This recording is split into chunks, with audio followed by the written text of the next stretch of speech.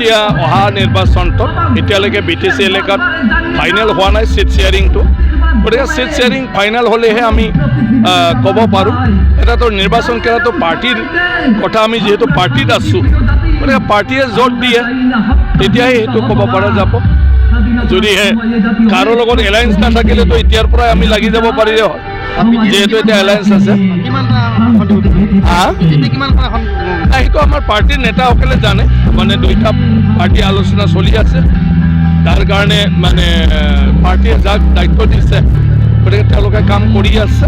গতিকে মই ভাবোঁ অলপ কম দিনৰ ভিতৰত এয়া এক মানে কি কয় ক্লিয়াৰ হৈ যাব, মানে চেটেল হৈ যাব।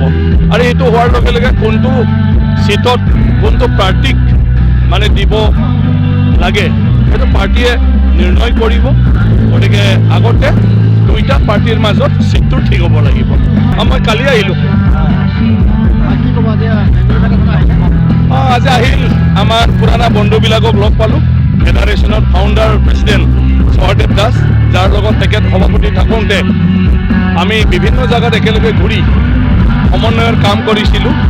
সেই সময়ত বহুত ভয়ানক পৰিস্থিতি আছিলে, তাৰ মাজতে ফেডাৰেশ্যনে বহুতখিনি ৰিস্ক লৈ বেংগলী জাতিটোক নিৰাপত্তা দিয়াৰ লগতে সব ক্ষেত্ৰতে বেংগলৰ যিটো অধিকাৰ জীয়াই থকাৰ লৈ কাম কৰি আহিছে।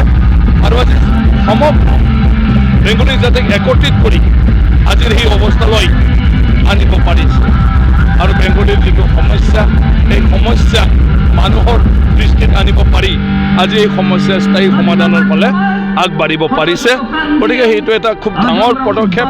গতিকে ফেডাৰেশ্যনে আজি BTCৰ ফেডাৰেশ্যন বিশেষ কৰি সমগ্ৰ অসমৰ বেংগলী জাতিক জাগৰণ কৰি দি পেলাই আজি একত্ৰিত হয় বেংগলী জাতি সত্তাৰ কাৰণে আৰু বেংগলী জাতিক আগুৱাই লৈ যোৱাৰ কাৰণে কাম কৰি আছে জাতি।